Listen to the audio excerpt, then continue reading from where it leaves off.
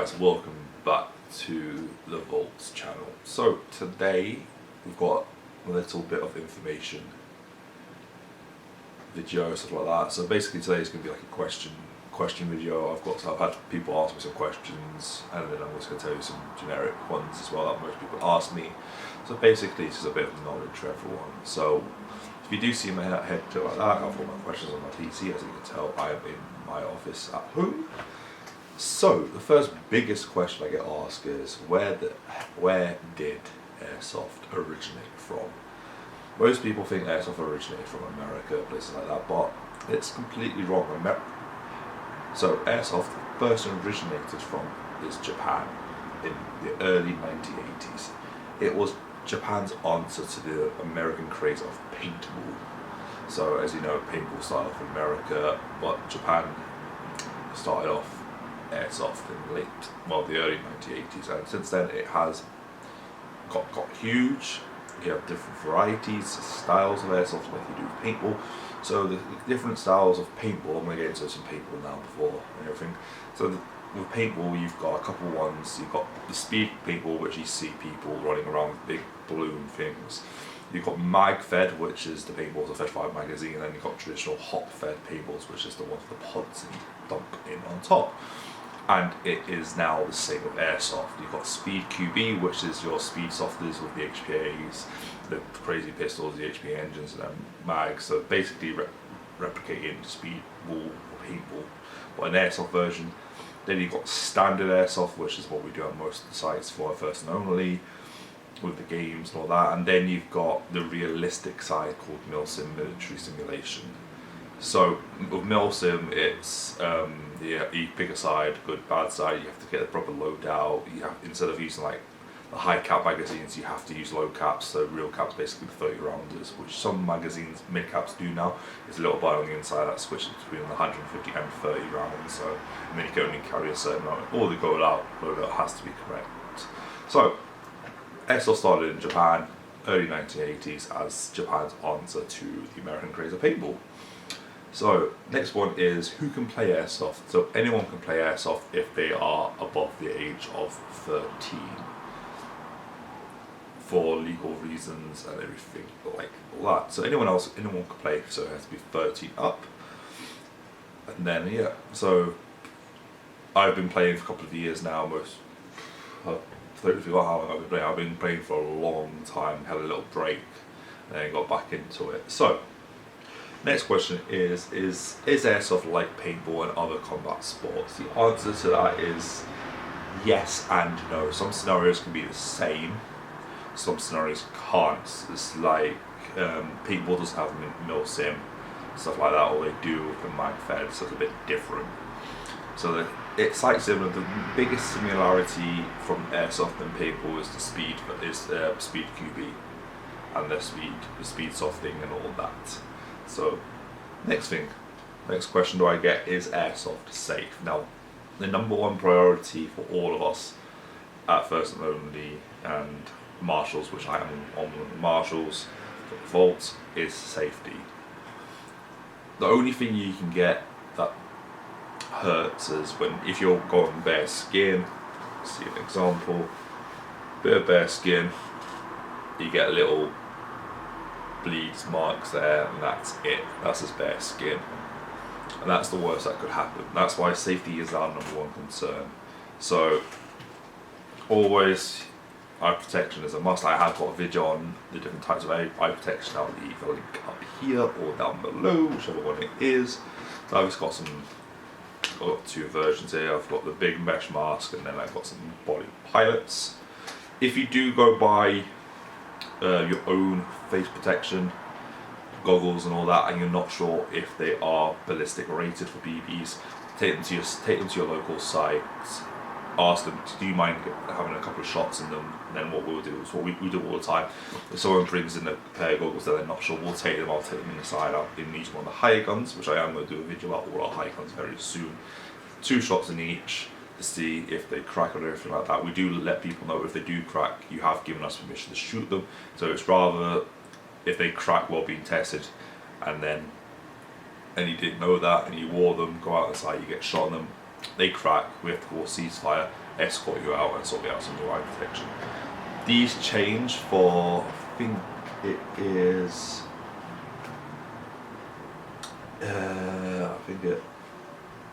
if you're under 16, so between 13 and 16, you have to wear a single piece full face mask, like a higher mask. So you can't wear just a lower and an upper, like the two-step one, like you see me, where I wear a V2 lower and then I got these mesh goggles and I wear them up, or my V2 lower and some bodies. So if you're under 16, you have to wear a full face mask. That's just for, it is in our insurance as well that all under 16s have to wear a full face mask, so one piece mask. So the next question is, well, this is the basics now. I always got to ask for new people that will play. How do you feel your hits? So as you can tell, BBs are 6-minute plastic. I've got some .28s which we don't use at the Vault. These are for when I go outdoors for my DMR. I might do a video on my DMR when that comes back from getting fixed. So as you can tell, 6mm plastic. You will feel it. These guns, the guns do shoot quite fast. It's not fast, not too fast. Our limit is 300. I think it's 327 with a variance up to 350. But with my guns at the Vault, I always run them about 320 to 330 or less, depending. So the limits for the Vault are 0.2 gram BBs or 0.25s. That's our limit. Some other sites go higher, some limits just stick at 2s. But our limit for the Vault is 2s and 2.5s. So when you get hit, you will feel it. It will sting. It will feel like you've just been stung by a bee. How I say it is, when you get hit, it stings like a bee. Like when you get a bee sting, you know you are hit. And then what you do is, as always, put your hand up, shout hit, head back to your respawn. So you will know. The only time you won't know that you feel your hit is if you wear a plate carrier or some sort of webbing and it hits the webbing. So with that, we always tell people just to listen out, because it will make that nice little ping on it. And then at our site, if a BB hits your gun, you are dead as well, because if it was real life, a bullet will go straight through that gun into you. So most places don't accept gun hits, but we accept gun hits, because if it's the real thing, you'll be dead. Right, next. This is the biggest one. It's like, how do airsoft guns work?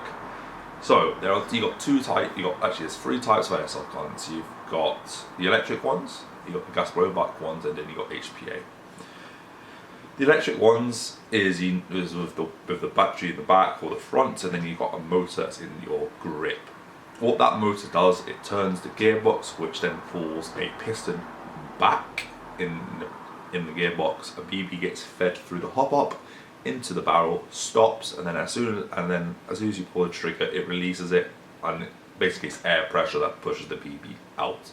And then for auto, it's literally all day it is rinse and repeat. So sit. For semi, one pull, fires, then it resets. When you let go, it resets. Pull again, it fires. So on. So that is AEGs or electric guns. And then you've got the GBBRs, the gas blowback ones. So you've got gas blowback rifles that work like a real firearm. So you pull the trigger, the sear activates, hits it, the bolt goes forward, pushes the BB out with gas, recoils, and then puts another BB back in the chamber. But if it's fully automatic, it just keeps doing it.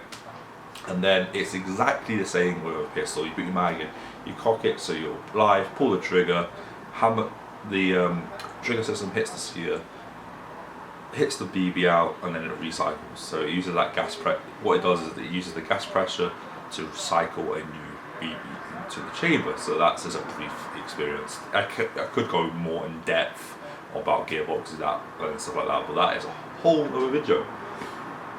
Right, so that's just a bit of generic questioning. Let's see what we have. So, the biggest one we always get is about Yukara. So, what is Yukara? So, Yukara is a database. People think it's a license or something like that. It's not. It is a database. Every kind of airsoft shop has to be registered to Yukara as a retailer, and then what you have to do is how we do it at First and Only is, if you're brand new, you're over 18, you can start your what we call a player passport to get Yukara. It's a form that you'll get given. You fill out your name, your dates, and your date of birth, stuff like that, and you have to play 3 games in no less than under 56 days.